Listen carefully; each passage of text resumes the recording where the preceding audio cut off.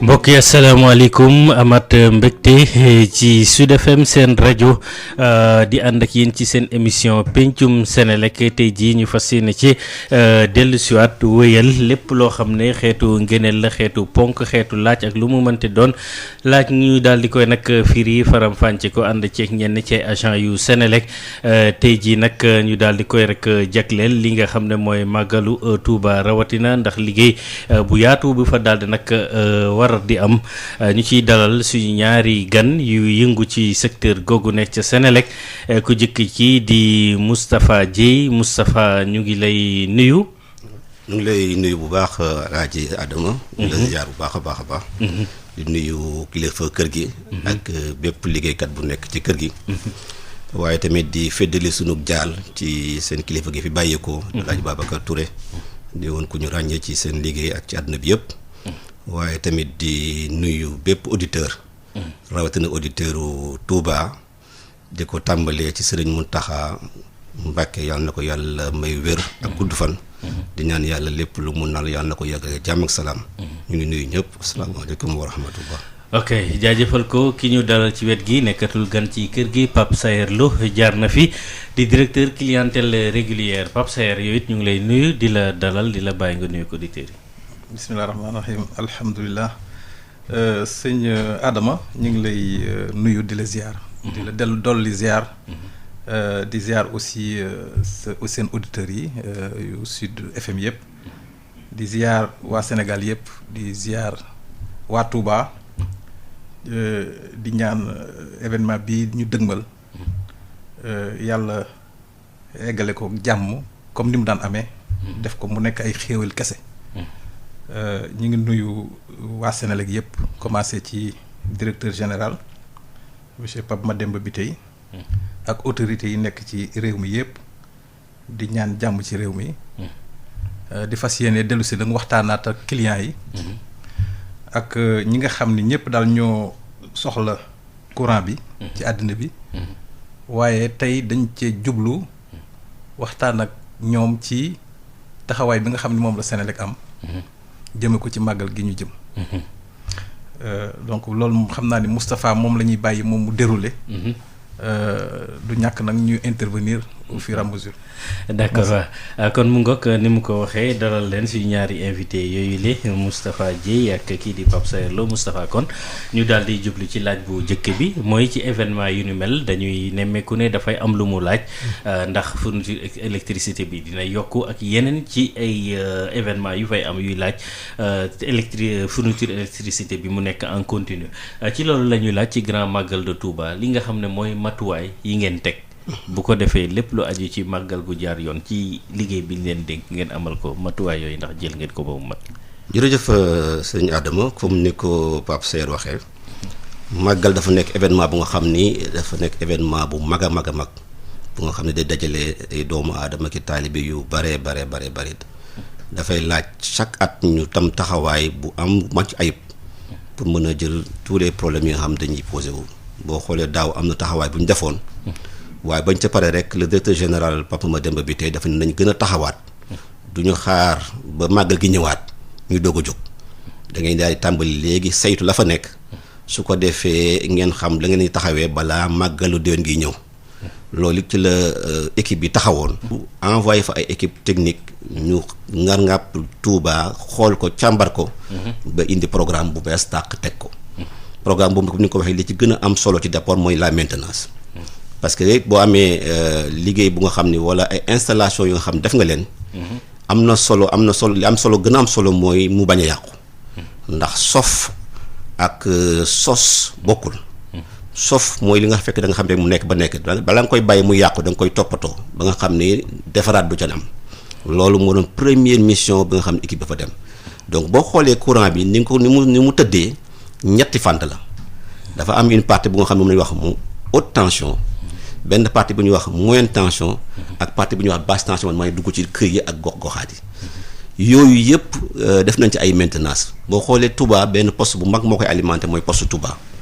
poste boobu li ko ŋànk ñaari poste yu mag moo ko ŋànk muy Touba ak Tobène poste yooyu yëpp def nañ maintenance yi réglé waat nañ affaire yi fa nekkoon jooyanti nañ encore installation yi ba nga xam ne lépp mucc ayib nañ même li ñi nga xam ne moo ko jokkalante gars yi liggéey nañ ci lépp lu ci yàqoon defaraat nañ ko yemuñu ci yooyu sax même yi nga xam ne ñoo nekk ca gannaaw yooyu li ko dalee Tóobeen ba Coona ba Fatick ba Diass yooyu poste yëpp gars yi réglé nañ ko ci li ñu naan wax haute tension su ko defee ci Touba même suñu xaymaa li nga xam ne moom lay dox soxla ci courant 76 mégas lay doon incha allah ren waaye def na fa ñaari transfo yu nga xam ne bu ci nekk 80 mégas la donc boo xoolee mooy ñaari yoon li nga xam ne xëy na moom la Touba di soxla ci màggal gi su ko defee ci moyenne tension bi aussi kazaalika naka noonu soo xoolee 200 postes de distribution moo wër Touba diggante Touba Mbacké ba Diourbel mooy ñi nga xam ne dañuy bokk directement ci màggal gi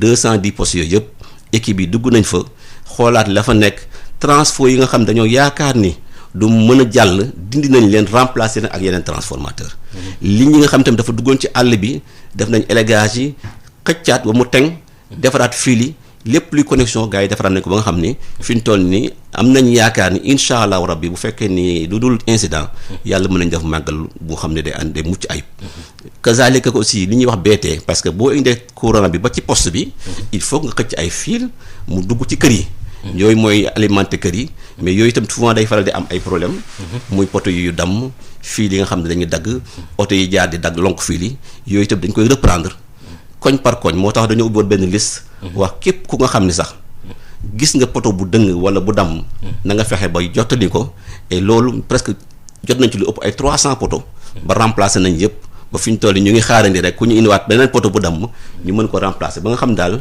am nañu yaakaar ni bu bés baa lépp dina mucc ayib ci lépp lu nga xam ne daal war nañ ko def ci maintenance loolu mooy li nga xam ni boo ko buñ ko rassemblé moom nañu tuddee la maintenance des sites des installations électriques et techniques de Senelec au niveau donc de Touba. maanaam liggéey anticipation ngeen def. anticipation bu mag sax parce que xaaruñu bañ des 2 weer rek wala ñetti weer ñu doog a liggéey.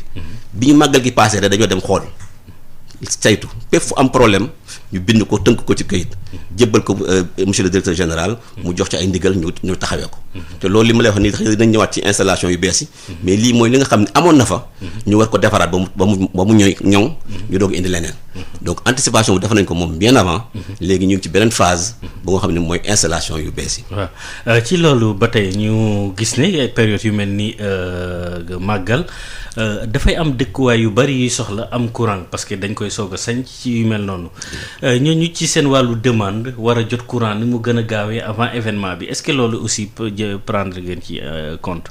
jël nañ ci ay compte ba tey ci càmbar boobu dañ ci xoolaale woon gox yi ak gox xaar yi nga xam ne wër nañ Touba te courant bi yegg si fa woon it ñu xool aussi ñi nga xam ne amoon nañ courant te courant bi bu muy ñëw ci ñoom daanaka day mel ni sondel maanaam tension bi du baax wala qualité ba mu war a am du ko am su ko defee ñooñu tamit ñu tënk leen ci benn programme d'amélioration de la qualité de service et d'extension du réseau pour le développement de la vente développement de la vente mooy forcément fexe ñi nga xam ne amuñu woon du tout courant ñu defal leen ko programme boobu boo ko xoolee tënk bi ñu ko tënk moo indi ñu installé ren daanaka lu toll ci 73 postes yu bees tax 73 postes yooyu boo xoolee 54 yi moo jógee ci li nga xam ne mooy amélioration qualité bi ñi amoon courant mu xawal tagga témbe ñi nga xam ni fii dañoo guddoon te ñu war ko wàññi ak ñi nga xam tamit ñu ngi ci gox-goxaat yu ndaw yi ci biir Touba te courant bi si fa woon loolu dañ ko saytu ba nga xam ni bi ñuy ñëw am na 54 postes yu nga xam ne yu bees la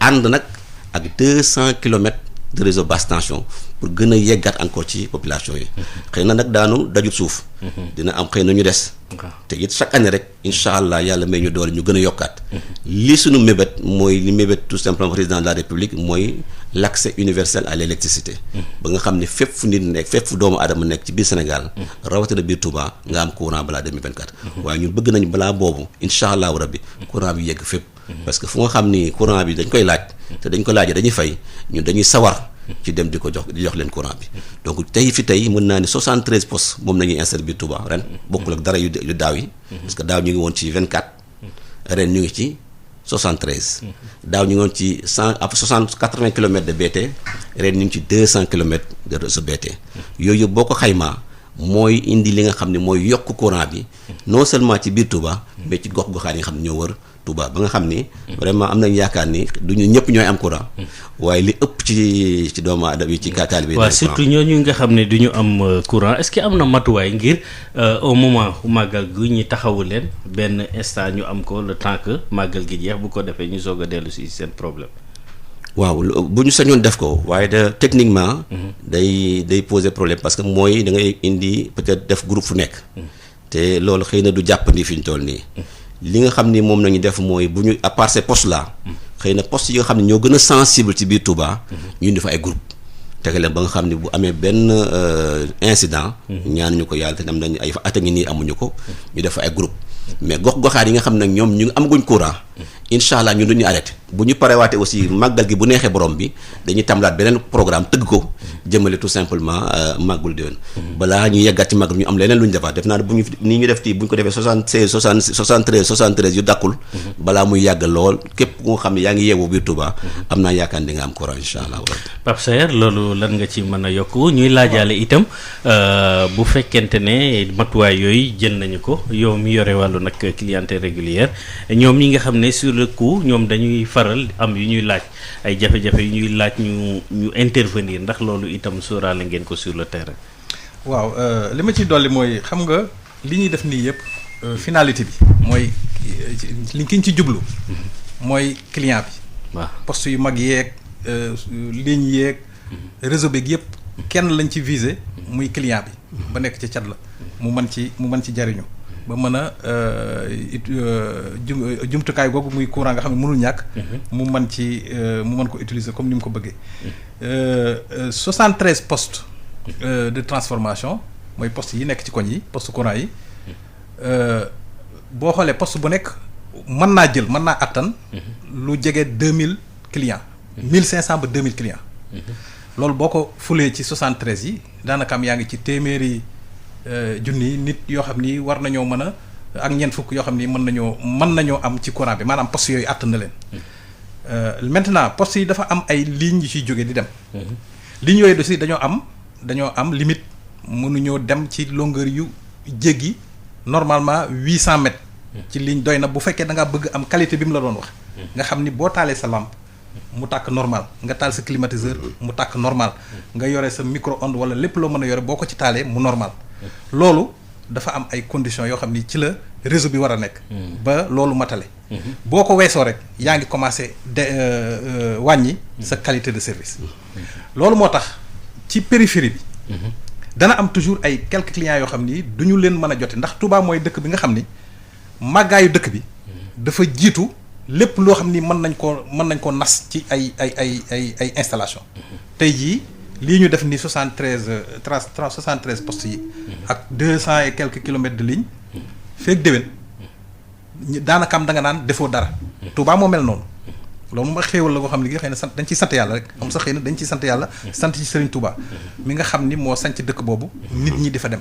nit ñi dañ fa am yaakaar di fa dem. donc lu yëpp lu ñu mënti defee tamit ñi ngi nisër lu ko ëpp. comme ni ko Moustapha waxee. nii bu dakkul bu ñu ko dee def chaque année danañ dem ba nga xam ni danañ samp poto yi di xaar nit ñi ñu sanc seen i kër loolu lañ ci jublu donc moo tax programme yi ñu koy tëral léegi nag clients yi ci boppam xëy na ñi nga xam ni jotewuñu wala liggéey bi eggagul ci ñoom dañuy war a xaar muñ rek comme ni ko ñenn ñi defee woon daaw muñ bu déwénee ñooña ñooy nekk ñu prioritaire noonu daal lañ ko fas yéene tërale mais daal képp ku fa nekk ak ci dëkk yu mu mën nekk Sénégal comme ni ko Moustapha waxee li ñu nisër mooy fépp fu nit mën a nekk ci Sénégal nga mën a jot ci courant bi ci ni mu gëne loolu daal mooy li nga xam ni moom la ñu bëgg di ñaan nag yàlla jàppale ñu ci ba loolu mu antu waaye loolu daal xamal ni mooy suñu volonté incha allah waaw intervention yi dafay bari jour màggal wala du nekk sax benn fan bi mën na nekk ci ëllëg sa wala bu ñuy waajal màggal gi ndax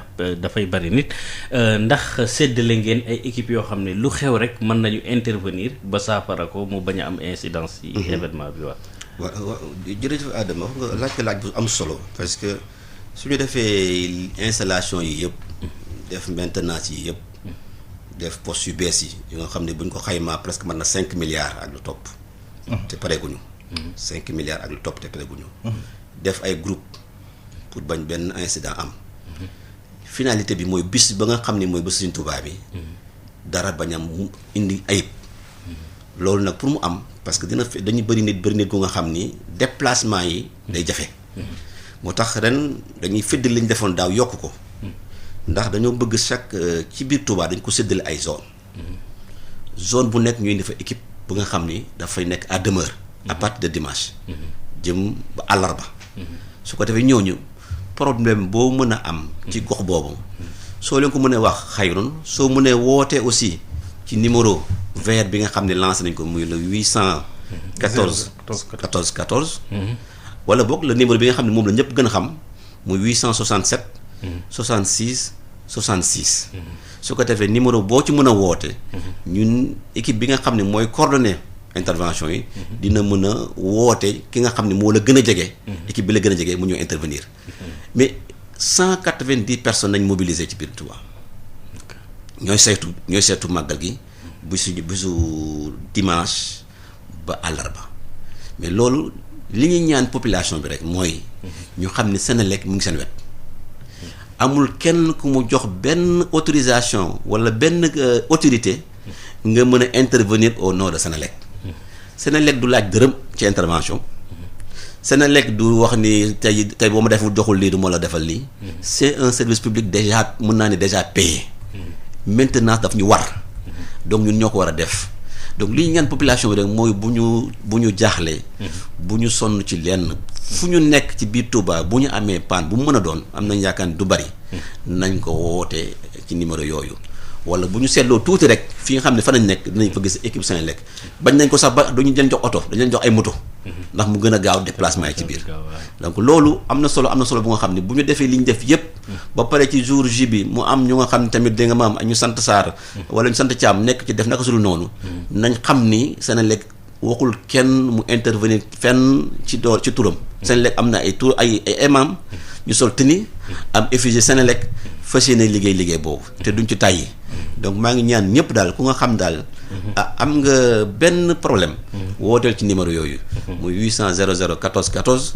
ak 867. 33 867 66 66. foo ci woote rek incha allahu rabi dinañ la boole équipe bu nga xam day intervenir. loolu daal Adama taxawee nañ ko. ba xam ni tamit yaakaar nañ ni. su ko nit ñi toppee. am naa yaakaar ni problème du bari. waaw d'accord waaw kon ñu ñëw ci wàllu ba tey Pape Saer. ci jamono ji nga xamee ne nag ci la ñu nekk ndax ci plan commercial yéen seen niveau jël ngeen ay matuwaay ren ngir yombal raccordement ñi nga xam ne ñooy clients yu bees yi. waaw ma dolli rek tuuti ci li Moustapha wax léegi. waaw. damay wax nit ñi. ñu xam ni. muy fee ca Touba. ak fépp fu mu mënti doon ci Sénégal. Senelec amul fenn fu muy wëre di fayeeku ci ay kër. Senelec lépp lu muy fayeeku. ca bureau ya la koy fayeeku ca keesam yi. képp ku ñëw laaj la xaalis. ni la damaa bëgg ma defal la lii nga jox ma lii. lànkal. muy nag màggal geeg leneen ci yam en temps normal amul fenn fu Senelec di wëre ay kër di fayee ko xaalis képp ku ñëw ci sa kër laaj la xaalis bañal boo fekkee am na lu ñuy fay demal ca keesu Senelec ya nga koy fay ñu jox la reçu donc ci màggal gi képp ku yore am problème nga paan wala lu manti doon wooteel ci numéro yi la jox bu boobaa Senelec dina ñëw dépanner la gratuitement doo ci fay dara loolu laa ci bëggoon a dolli alors sur le plan commercial def nañ aussi équipe yu bari yoo xam ni renforcer nañu équipe bi Touba yi ba nga xam ni demande bi depuis ba nga xam ni ñu ngi jublu ci màggal gi depuis le mois de juillet ak léegi demande yi ñu jot yëpp danañ ci def la suñu kéemtalaay kàttan pour satisfaire leen renforcer nañ équipe yi ñëpp ñi nga xam ni def nañ demande dañoo waxoon ne nag nañu képp koo xam ni kii installé nga ba pare juróomi fan avant màggal gi la ñuy arrêté jël demande yi parce que sinon day jafe waaw day dem ba jafe ci dugg ci biir événement bi te événement bu ñëwee ci yeneen la ñuy tal lu dul branché ay nit ñu bees donc daal loolu lañ doon ñaan nit ñi waaye jël nañ matukaay yi nga xam ni war na pour que nit ñëpp ñu mën leen a branché avant màggal gi. demande yi bari na lool nag macha allah. waaye renforcer nañ équipe yi te yaakaar nañ ni. nii ñu ko commencé. incha allah dana sotti démb rek ma fàttali dem nañu Touba directeur général yi yónni ñu. ñu ànd ak secrétaire général. délégation bu mag ñu dem. seeti liggéey bi saytu ko ba xam fu mu toll. xool ba xam est-ce que yi ñu diggee woon yëpp ñu ngi ci. seet ba xam liggéey bi avancement bi fu mu toll. waaye liñ gis dal na suñu xel. donc yaakaar nañ ni balaa màggal gi. incha allah lépp dina mat. ñi nga xam ni tam gis nañ leen muy kilifa ya fa nekk. kontaan nañ ci liggéey bi. wax nañ ñu ko. ñu ngi leen di dolli. di leen ñaanal ñoom tamit yàlla may leen wér. waaye démb daal suñu visite bi vraiment ça s'est très bien passé. voilà waaw ñu daal di des ci seen visite bi ak demande yu bari yi ngeen wax ne am na fa ku wax demande wax compteur yi ñu leen di indil ndax compteur yi ñuy wax compteur intelligent yi ci événement bi xew-xew Touba da ngeen ko fa yóbbu ni ngeen fa wasaare woyofal wala beneen doxalin ngeen fa. compteur yi ñu daan liggéey rek la ñuy liggéey ndax projet compteur intelligent bi dañoo nekk ci pilote fi mu toll nii comme ni ñu ko waxee woon. la dernière fois mooy Gorée. ak plateau ak Anne Maris ci la ñuy def pilote bi. bu ñu paree ci loolu ba saytu ko ba pare nag. ci la ñuy maintenant wër nag remplacer yeneen compteurs yi ko war yi jar a changé. donc pour le moment compteurs normaux yi rek la ñuy posé foofu. incha allah. waaw kon compteurs yi la ñuy daal di wëyal ñu dellu ci Moustapha am beneen laaj bu ñu leen bëggoon laaj mooy ci jamono mbas la ñu nekk. kon dina am ay dispositions yoo xam ne yu particulières la ñu war a mën a jël parce que demande yi ngeen di wax clients yi dañuy dem ci agence yi ñii di laaj et cetera ndax jël ngeen matuwaay yu war pour méngale ko ak xeex feebaru Covid 19 bi. waaw jërëjëf Adama fekk boo xoolee sax Pape Serre junj na ko sànq. bi mu waxee ni demande yi dañoo bëggoon sax juróomi fan avant. ñu mën koo dakkal. ndax dañoo seetlu ni màggal ak événement yu mel noonu. nit ñi xër gi ñu xër dañuy dem ba bisu màggal gi sax dañuy def demande. waaw mu indi rës bu mag a mag nit ñi daja fa tànqalikoo fa. ba nga xam ni mën na indi problème ci Covid bi. moo taxoon ñu ni na ngeen jël seeni matuwaay.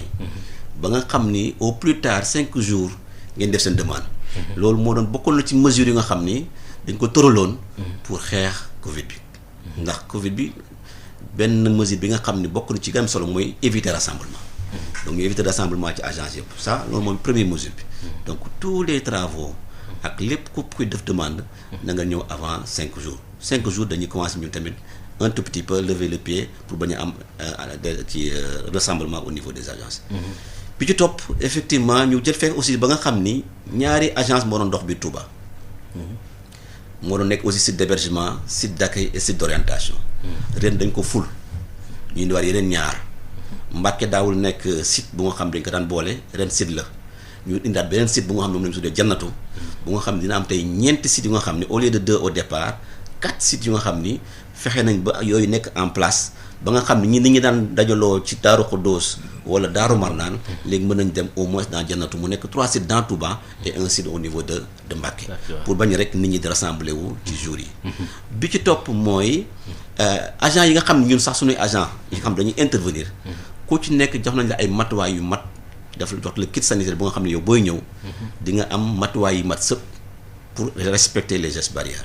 déjà sensibiliser nañ leen wax nañ leen lépp lu nga xam ne moo xaw ci mbas mi naka nañ koy taxawee ba nga xam ne bu ñu demee Touba tamit dañoo bëgg ñun joxe exemple ci nit ñi xeexee mbas mi. ku ci nekk jox nañ la kit bu nga xam ne am na say masque say gel visière lépp lu nga xam ne daal war nga ko am pour mën a xeex mbas mi ñu jox la koy yàlla def mbas mi bu mu dal kenn foofu ci Touba incha allah rabbi bi nga xam ne tamit topp na ci muy le directeur général def ko ba démb ñoom bi ñu demee ci délégation boobu ndax xalif général bi dafa ni woon nañ ko jàppale ci masques yi directeur général envoyé ñu yóbbu ko 100 000 masques donc yemuñu rek ci protéger suñuy agent waaye tamit participer nañu ci côté sëñ Mountakha jàppale ko ci xeex boobu ba nga xam ne moom tamit jox nañ ko 100 000 masques bu nga xam ne mën na ko xëy na tasaare ci taalibe yi loolu yëpp boo ko xoolee muy dugg rek ci xeexu mbas mi nga xam ne joxee na ci réew mi yàlla def na mu ngi wàññeeku yàlla na gën a wàññeeku te balaa màggal gi mu jeex tàkk dem ba ilaa yawmi diin incha allahu rabbi.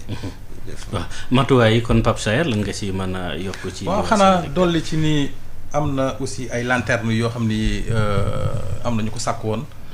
500 lanternes ay candélabres yi yoo xam ni jox nañ leen ko. yóbbu nañ ko fa démb en tout cas dana ko posé ci fan yi balaa màggal gi xëy na démb ak tey gaa yaa ngi ci pour installer ko fi ñu leen wax ni foofu lañ ko soxlaa.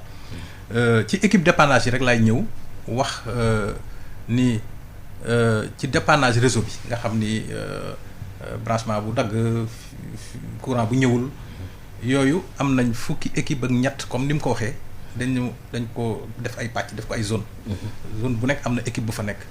am équipe ndox boo xam ni mooy coordonné loolu yëpp. donc def nañ 13 équipes mooy fukki équipe am ñett yoo xam ni loolu la ñuy liggéey. ak yeneen fukki équipe ak benn 11 équipes yoo xam ni ñoom affaire Woyofal rek la ñuy toppatoo. boo amee panne sa compteur wala nga am code boo xam ni mënoo ko dugal nga jënd crédit bi jeexee boo wootee. ñooñu la ñu fay yebal. donc en tout am na 13 équipes dépannage réseau. ak 11 équipes yoo xam ni dépannage Woyofal la. yoo xam ni moom lañ jël pour assurer permanence bi.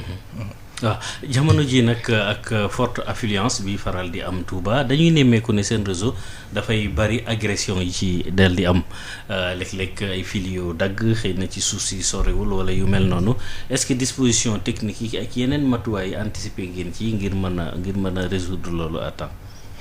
waaw chaque année dañuy avancer ci loolu parce que boo xoolee xëy na fi juróom wala fukki at ci ginnaaw. boo duggaan Touba réseau aérien bi moo ëppoon. même ci moyenne tension bi. mais chaque at dañ ci daan faral di suul pour mu nekk souterrain. loolu ñu ngi koy continuer chaque année ñu am lu ñu suul. ren boo xoolee presque 64 kilomètres. de réseau moyenne tension suul nañ ko. pour rek bañ nit ñi dugalante. ak câble nuit yi surtout câble moyenne tension. boo defee xoolee biir Touba tey ci biir Touba. daanaka amatul câble bu nga xam ne ci kaw lay jaar. ci moyenne tension yëpp suul nañ ko ci suuf. loolu disposition la bu am solo bu nga xam ne day jël xaalis bu bëri waaye dañuy wax ne sécurité amul prix. donc loolu dañ ko def lu nga xam ni maanaam farata la ci ñun. chaque année ñu koy yokk di suul câble yi ci biir Touba. deuxièmement aussi li ci des nag sensibilisation la. parce que boo xoolaan réseau bi nga xam ni tamit moo génn Touba jëm Touba. yooyu ba léegi dem ci àll bi. réseau ci kaw la nekk. waaye taalibe yi ak xër gi ñuy xër des fois dañuy faral di mbëkk poto yi loolu tamit ñu ngi ñaan vraiment dawalkat yi ñu yem ci tali bi ndax damay faral di dégg sa benn sëñ bu baax doon wax ni circulation moom bu ne yàng nga ne yollu bu ne tàcc nga ne tekk suñ ko defee rek duñu am problème bay wàcc tali bi bay mbëkk benn poto loolu mooy problème bi ñu gën a sonal da ngay defar lépp ba mu jaar yoon benn oto jaare fële ñëw mbëkk benn poto liñ ba wadd ñu nekk ci defar balaa muy ñëw xëy na mu xaw am yet heureusement que sax léegi def nañu bouclage ba nga xam ni bu problème mel ne am na dañ ko mën a reprise waaye day indi toujours benn incident.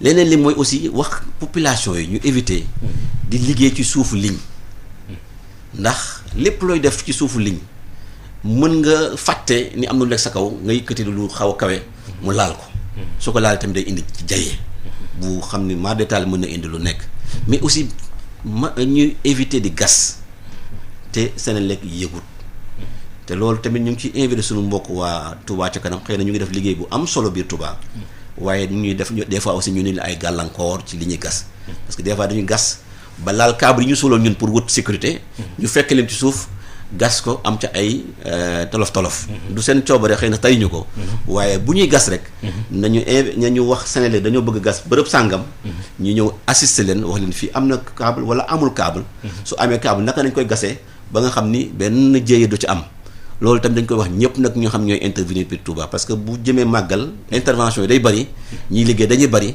waaye ñu def attention ndax câble yaa ngi ci suuf booy wut sécurité nag ba leneen fekk la ca vraiment day nekk c'est regrettable mais aussi ñu fexee ba nga xam ni booy transporter ci camion yi ñu bañ ko yéegal ba nga xam ni day laal fil yi ndax mooy indi fil yi dagg mooy indi incident yi mooy indi ay lakk-lakk yooyu yëpp mën nañ ko moytu ci kaw rek booy dem nga xool sa chargement ba nga xam ne du dépasser fil yi su naree dépasser fil yi am na ay yoon yoo war a jaar ñaan ñu teggil fil yi ak fooy jaar ba nga yegg Touba te doo am benn problème loolu daal sëñ Adama lu am solo la lu nga xam day faral du ñu am indi ay gàllankoor bu ñu ci taxawee dinañ gën a ñoŋal taxawin bi ñu war a taxaw ci màggal gi incha allah. ok Pape Saer côté boobu. waaw xanaa dolli ci rek ligne bu dagg wala câble bu ñu dagg.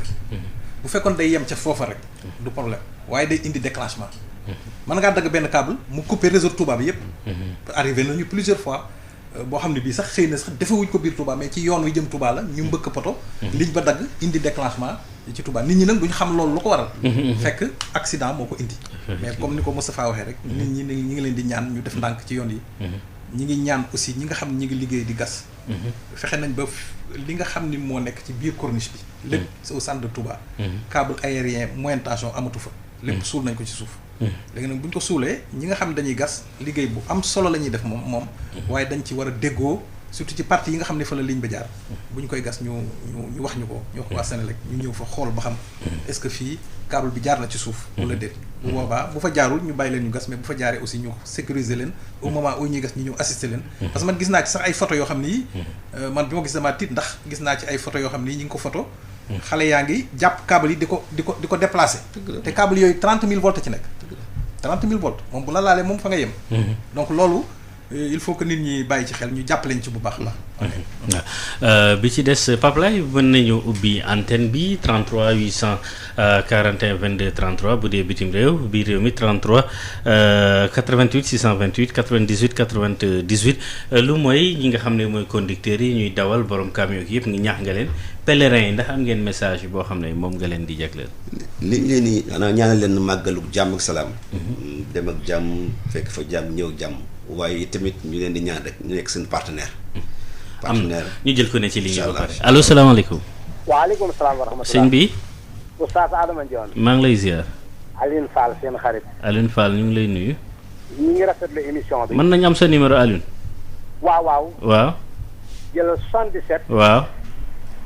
559. 59 waaw. 47 26. 47 26 waaw. waaw ñu ngi rafetlu waxtaan wi. vraiment agence Senelec yooyu loolu ñu expliqué leer na nañ ñi bu ko defee ñun askan wi nag dinañ leen di déggal ñoom it. muy am communication. surtout ci gas beeg yooyu pour mën a dajee câble buy yàq dara ak yooyu. bon ñoo ngi leen di gërëm waa service dépendance. parce que standard la waaye heure boo wootee bu fekkee xam nga ligne bi dëgg yàlla à tout moment 24/24. même bu amee délestage sax danañ la wuyu wax la conséquences yi li ko waral la kañ la courant bi ñëwaat. pour le moment daal ñun ñoo ngi rafetlu moom seen taxawaay bu baax. di waxe ni la ma doon jooytu muy sama compteur bu ma defoon benn demande. te agent boobu tudd ma woon turam maa ngi koy jéggulu sax bu baax ndax wëllëre la ñun suñu soppe ngeen. bon indi nañ courant ba nga waxal ma ko Mouhamadou Lamine Diop. waaw. ni ko vraiment def nañ ko santaane woon yàlla dolli service bi ci kanam. te sàmm leen may leen amélioration te musal leen ci ay ndog yeeg pakk yi. yàlla na jàmm màggali ci jàmm ñibbi ci jàmm barki yeneen bi. Adama jërëjëf. ok jërëjëf mbokk mi loo wax ci intervention auditeur bi client boobu. di sant bu baax rek sëñ Alioune Fall. moo ko dégloo da nga xam ne kuy suivre événement wu Senelec yi la. di ko ñaanal yàlla moom tamit yàlla def ko jàmm ak sutura. di ko wax ne li mu wax loolu la ñun dañu fi nekkal client yi. client bu am problème ak foo mën a nekk fii ba Mbadakhoune. dañ la war a taxawu saytu sa problème indi solution. suñ ko amul léegi tamit bu ñu xëyee nekk ci loolu wut ko ba am solution. defal la ko donc loolu ñu ngi ko ci sant te it mooy li ma doon wax léegi rek ci bi ma laajee. pèlerins yi lu ñu leen di wax. mooy li ñuy wax rek sëñ Aliou. képp ku nga xam ne rek. yoon suñuy partenaire nañu. ku nga xam ne gis nga leen lu nga xam ne yaakaar nga ni. naka su dul noonu la. jëlal sa téléphone rek nga woote fii. foo ko wootee rek dinañ la wuyu. dinañ jël sa problème. dinañ ko jéem a solutionné. ama ci fii ci Dakar wala ama ci fa nga nekk ca sur place. ñu réglé ko foofu. loolu mooy mission première Senelec c'est-à-dire client bi fu mu nekk. dañ ko war a taxaw.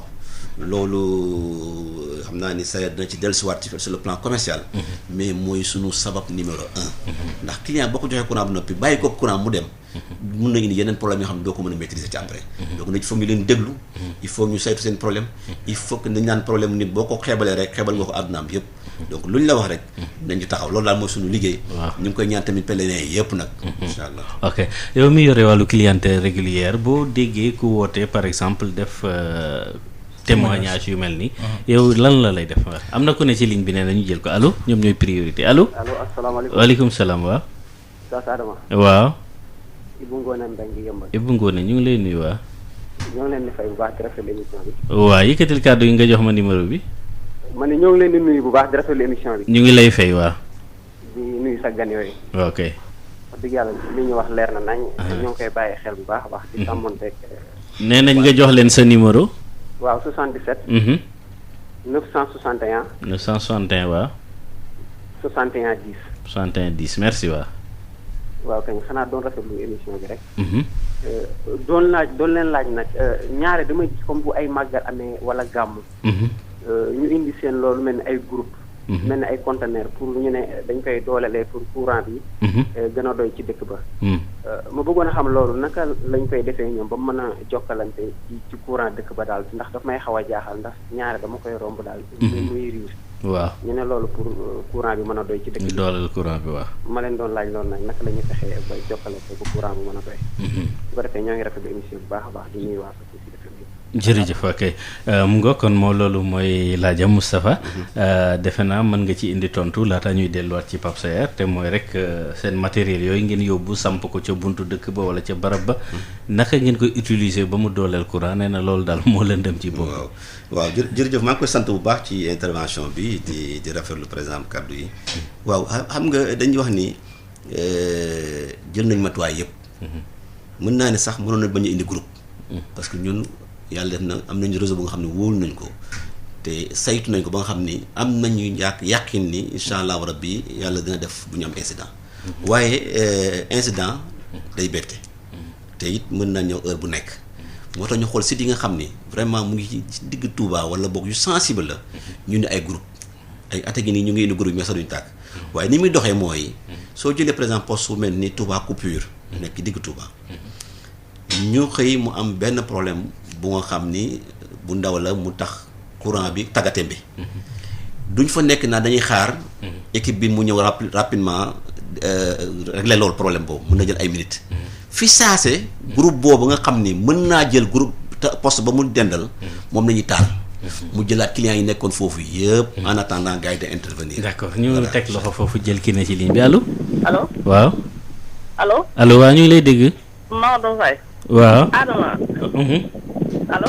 allo waaw ñu ngi lay dégg bu baax soxna si. maa ngi leen di nuyu di leen ziar. ñu ngi lay fay di la delloo ziar. di rafetlu émission bi. jërëjëf. te xam ne bëgg naa leen lool ñun yéen rek la ñuy déglu suba ak ngoon bu dégg bëccëg. ndeysaan jërëjëf tur wi. waaw tey la yàlla dogal ñu jot leen sax mais chaque jour ñu tànte. dëgg la waaw. nuyu nañ ñëpp Oustaz Alioune Sall la ñëpp daal wax dëgg kontaan nañ ci yéen. jërëjëf. xibaar yi dëggu rek ngeen di def. waxtaan bi am na solo tamit. torop. waaw macha allah. waaw kay kontaan nañ bu baax tur bi waaw. dafa mel ni dem na Pape Laye mu nga xëy na mu dellu si waat yeggale li nga xam ne mooy kàddoom nga nekkoon nag doon expliquer naka la seen groupe yi di doxee. di fonctionner voilà donc poste bi nga xam ni mooy par exemple Touba Coupé su amee benn tolof dañuy préférer fay poste bi arrêté ko jël groupe bi mu alimenté ñi mu doon poste bi doon alimenté ñëpp.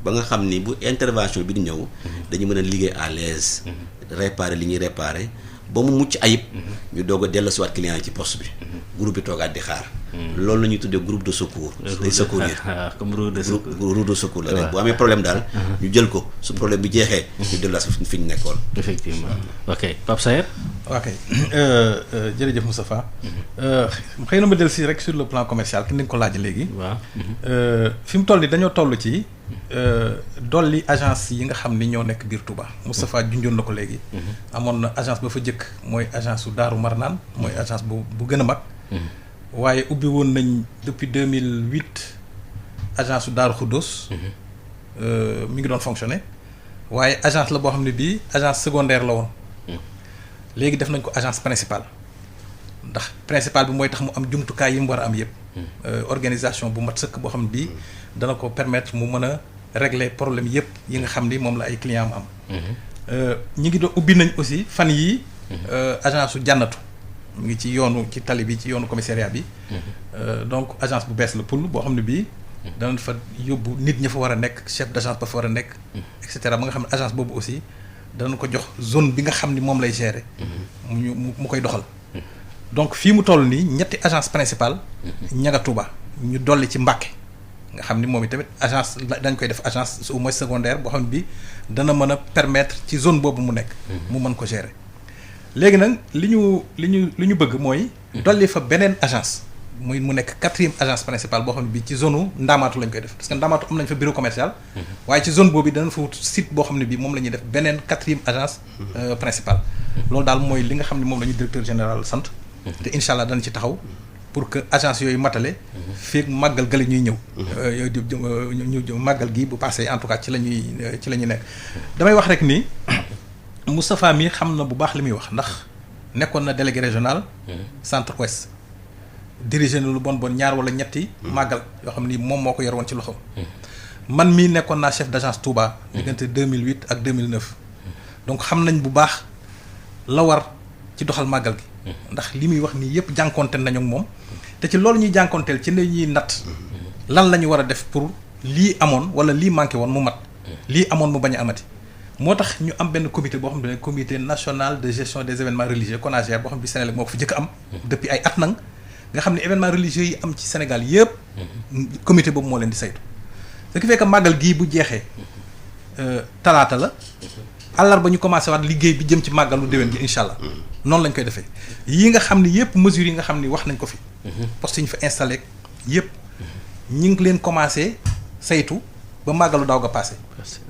xëy na léeg-léeg sax diir bi mooy gàtt boo xam ne bii. li ñu bëgg a def yëpp duñ ko mën a def. moo tax ñi ñu doon tudd nii ne am na zone yoo xam ni courant bi egg gu fa. diir bee gàtt rek. mais incha allah. ñooñu mooy nekk suñu priorité. à partir de mercredi prochain incha allah bu ñu fi yàlla bàyyee. sëñ bi taxawuñu. mu nga xam ni balaa màggalu déwén bi. lii ñu nga xam ni yëpp soxla nañ ko. dana mat diggante agence commerciale yeeg réseau beeg yëpp yi nga xam ne war a ñëw. du yem ci Touba rek. waaye Mbàkke ak dëkk yi wër Touba Ndindi Taïf yooyu yëpp même chose même traitement lañ leen di def ba ci Daaru Musti noonu la ñuy doxalee liggéey bi incha allah parce que Touba dafay yokk ndax Touba ñetti façon ñetti client lañ fa am mooy ñi nga xam ni fa la ñu dëkk ñoom Touba la ñu dëkk Touba mooy seen kër fa la ñu am seen i kër am fa seen i appareil di fa utiliser courant bi fa la ñuy yeewoo bis bu nekk ñooñu il faut ñu jox leen li ñu soxla ñaareel bi mooy ñi nga xam ni dañ faa am ay dal ay kër yoo xam ni événement la moo leen fi indi. ndax Touba daanaka am weer wu nekk am na màggal. màggal gi mooy màggal gu mag gi waaye weer wu nekk am na màggal Touba. donc am na ñoo xam ne ñii seen i kër événement yooyu mooy tax ñu fay ñëw ak bu ñu soxlaa ñëw Touba weekend wala yu mel noonu. ñooñu tamit seen kër yi day nekk kër yoo xam ne mucc ayib lay doon am la fa war a am yëpp seen problème mooy léeg-léeg dañuy jógee Dakar. bàyyi seen kër. seen appareil ñu fay taal mu mat sëkk di tàkk nu mu normal ñu ñëw Touba bu ñu ñëwee seen i climatiseur daanul mën a tàkk comme il faut moo tax ñuy yokk toujours doole courant bi. ñetteelu client bi mooy ñi nga xam ne ñoom dañ fay ñëw ci màggal gi. am na ñoo xam ne ñi liggéey moo leen fa indi dañuy ñëw sanc fenn ubbi boutique ubbi benn mbaar wala benn tente soxla courant ñooñu tamit.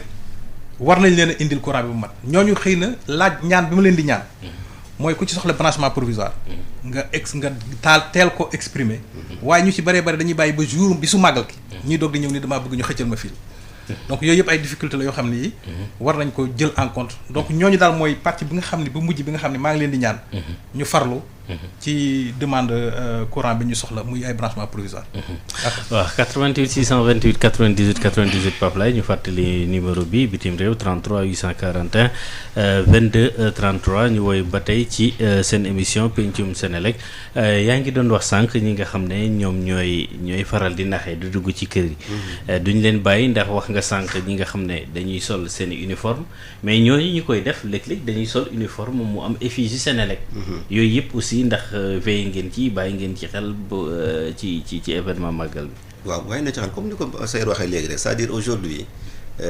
normalement ku tinu Senelec moom waa Senelec rek ñoo ko mën a yore waaye li nga xam ne moo ñuy xàjjalante ñoom ñaar. bu fekkee tamit def na ay pexe ba am ko. mooy laaj xaalis. agent Senelec moom du laaj xaalis ku la laaj xaalis teel ci loxo bi ni ko xaaral fi xaaral gaa yi ñëw. ak ku mu mën a doon nag. ku la laaj xaalis sa kër. téye ko ni ko toogal fi ba gaa yi ñëw. wool police wool agent Senelec wool ku la neex wool kilifa na ko fa fekk. Senelec benn agent Senelec du laaj kenn bu lay laaj xaalis dana la demal ci kees nangam nga fay ñu jox la sa reçu donc loolu nañ ci bàyyi xel bu baax foo ñu woowee dinañ fa ñëw daaw am na lu ci amoon waaye ba ñu woowee rek ci saase dañoo ñëw fekk fa waaj donc loolu moom ñu ngi ci ñaan di ci ñaax doomu pèlerin yëpp amul benn agent Senelec buy laaj xaalis ci benn kër amul ku ko laaj rek téye ko fa li ma bëggoon yokk rek ci Pape dafa lu am solo mooy li branchement provisoire daf ñuy indi toujours problème ci màggal gi ndax pèlerins yi dañuy bàyyi ba mu des ñaari fan ñu bëgg ñëw màggal si bëgg def demande provisoire ci même jour bi fekk ni ñaari fan moo ci des ñu doog a dugg ci màggal gi alors que boobu ñun ñu ngi wax affaire permanence waxatuñ affaire vraiment ay installation ay xëcc fii moo tax ñu leen di ñaan tey dese nañ tey ba suba ñu jéem a def seen branchement provisoire ñu monter leen seen compteur parce que dafa am prévision bu ñu ci war a defit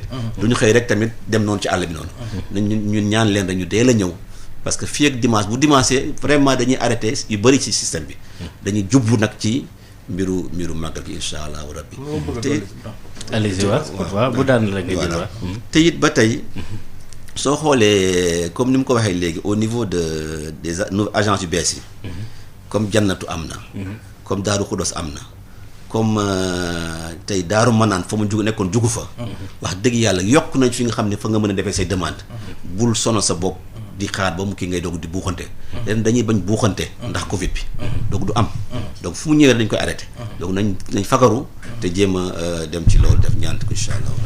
allez-y Pape. waaw li ma doon dolli ci branchement provisoire mooy sécurité bi ci biir échoppe yi ñuy def branchement boobu ndax amoon nañ fi ay accident fii sañ si Ndakaaru ci xëcc fil rek lonk ko fenn mu nekk ci benn barre de fer wala yu mel noonu mën a indi ay accident donc képp koo xam ne kii war am na branchement provisoire na fexe ba fa mu koy branché mu am sécurité parce que ñun bu ñu ñëwee danañ ko xëccal defal ko disjoncteur la ci des nag moom moo koy yor mu fexe daal ba mu ñoŋ ba nga xam ni benn accident du ci am en général dañuy am problème yu demee noonu mën na indi accident mën na indi aussi ay problème ci réseau bi waaw mën na indi ay court-circuit yoo xam ne mën nañu indil problème ba soteel ay fusible ca poste ba nga xam ni clients yi dana am clients yu nekk ci côté boobu du ñu am courant voilà beneen bi ma ci dolli aussi mooy peut-être jëndum crédit mi donc agence yi ña nga fa man li ma doon ñaan daal mooy képp koo xam ni kii soxla nga crédit Woyofal nga jënd ko léegi mën nga koo jënd ci agence Senelec yi mën nga ko jënd ci opérateur mobile yi ñi ngi fii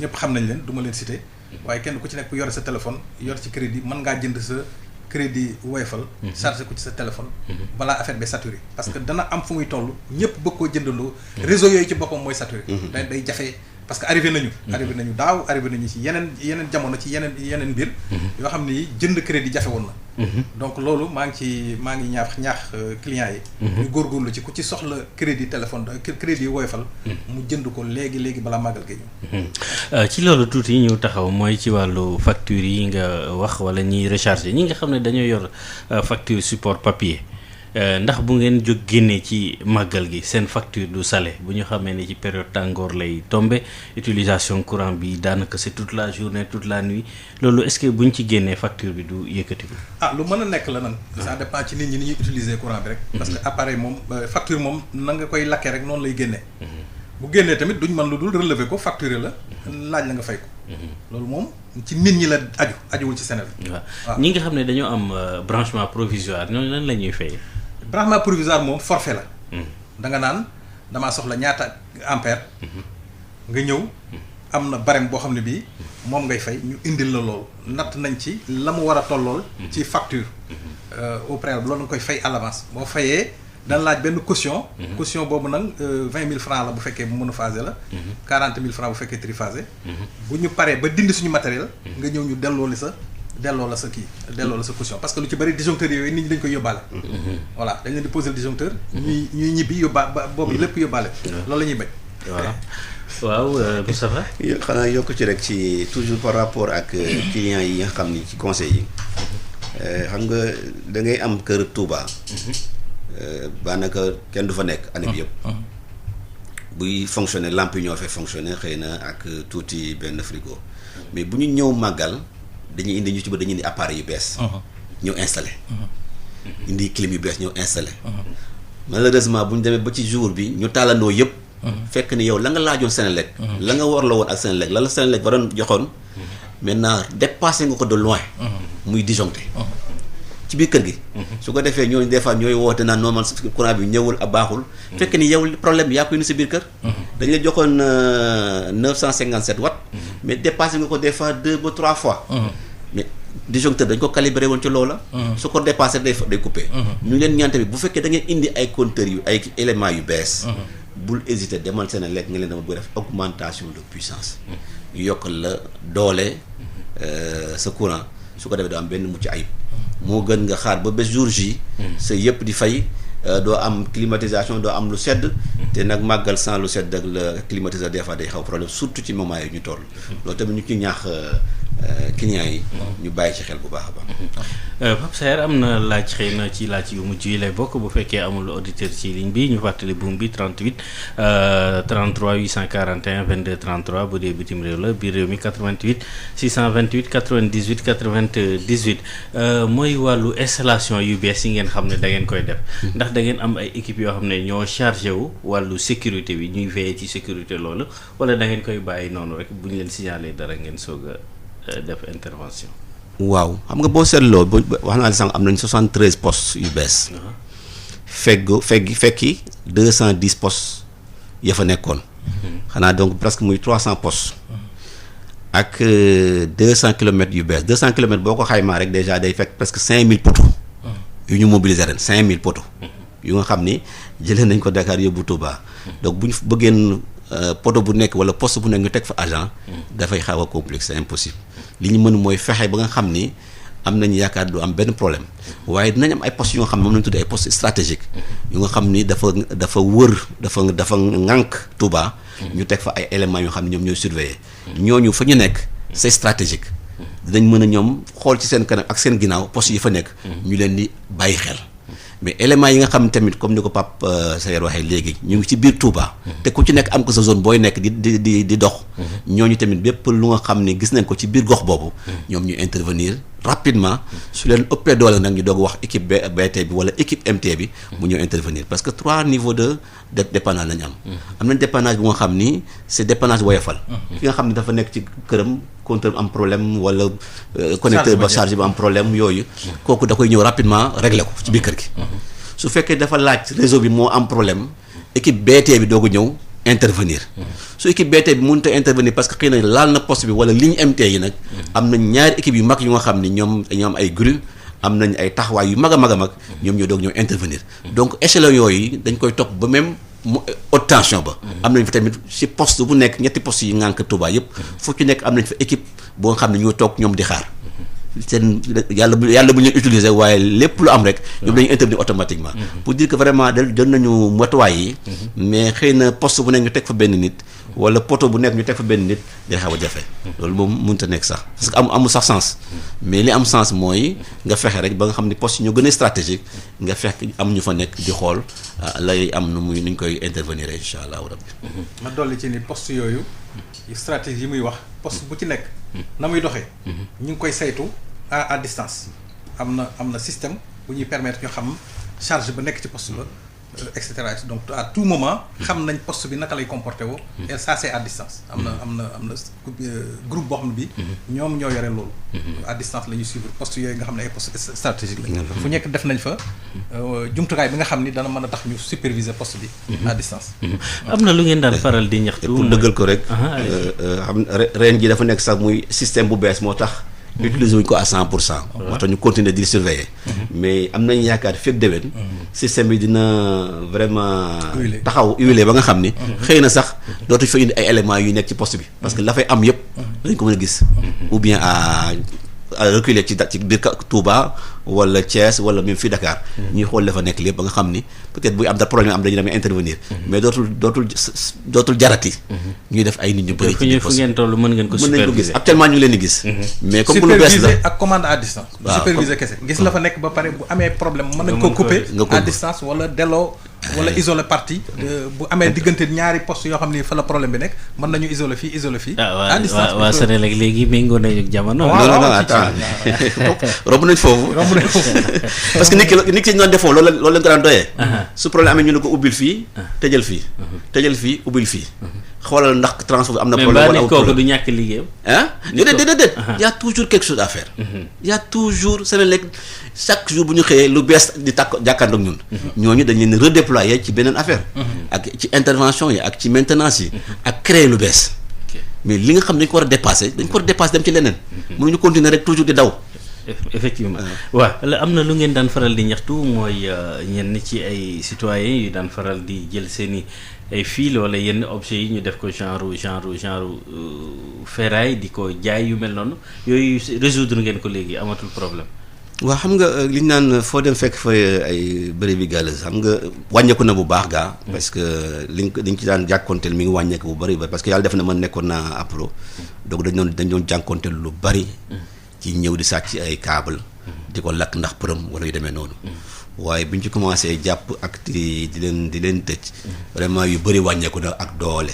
waaye du ma ne dañ na ba jeex tàkk parce que ki nga xam ne moom dafa tëdd këram xalaat nan lay tëbee fii pour jël fa benn câble daw toujours mu ngi tax loolu mu ngi ci xel mi yow ko yaay def ay jumtuwaay ba nga xam ne tey du mën a dugg wala bu duggee dinañ ko gis wala balaa muy génn ñu gis ko loolu nag alhamdulilah poste yi nga xam ne yëpp wala bërëb bi nga xam ne dana am câble yi ci ëpp tey am na vidéo surveillance c'est-à-dire bu ku fa dugg rek dañ la gis loolu aussi c'est en temps réel ñu ngi xool donc pour nga dugg génn ci benn bërëb tey Senelec lu jafe la bu dama ne amul waaye du jafe lay doon ba tax na léegi loolu moom wàññeeku na bu baax a baax a baax te ñu ñaax nit ñi ñu leen wax ni leen li ñuy doyee câble bi vraiment ak la ñuy yàq boo ko comparé vraiment jaru ko jël benn câble dagg câble bu nga xam ni mi ngi alimenté bu mat téeméeri nit bu ko jaroon sax moomoo ko sàcc la moo tax léegi dañ ko criminaliser boobu wax sàcc la dañ lay jàpp sàcc comme sàcc mais fekk lu nga xam ne mooy alimenté lu mat junni nit nga dagg ko pour am ci benn 5000 francs ci ay quelques kilos përëm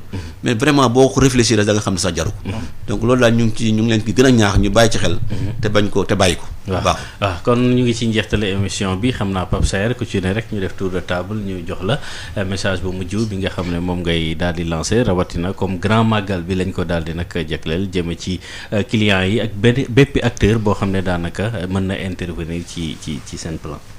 waaw xanaa dolli rek wax ni Senelec moom mi ngi nekk toujours ci jëm kanam ci xereñ ci wut ay jumtukaay yu moderne ci la ñu mas a nekk ndax ay kàngam ñoo fa nekk ngóor si nga gis ni ak la femme bi boo ko gisee defe ni kii la mooy ingénieur bu mag la ci école yu mag yi lay jànge te ay moromam rek fi nekk commencé par directeur général ba ci suuf ñëpp ay kàngam lañ donc war nañoo mën a yóbbu Senelec fu sori donc bu dee ci affaire modernisation affaire méngoog jamono ñu ngi ciy dox bu baax a baax incha allah te bu ci kanamee nit ñi dañ xam li ma leen di wax sa kàddu yu mujj xanaa sant la bu baax Adama ci invitation bi sant bu baax aussi Pape Saer ci leer yi ci côté vraiment ci lépp sax ci commercial beeg yëpp pour wax rek ni Senelec aussi muy seen wet li ko dalee ci directeur général bi nga xam ne moo ñu fi yónni taxaw tem ci problème mu clients yi fépp fu ñu nekk nag ak jumtuwaay yi gën a xarale may faral di wax ni Senelec am nañu chance duñu il faut pas réinventer la roue li nga xam ni moo gën a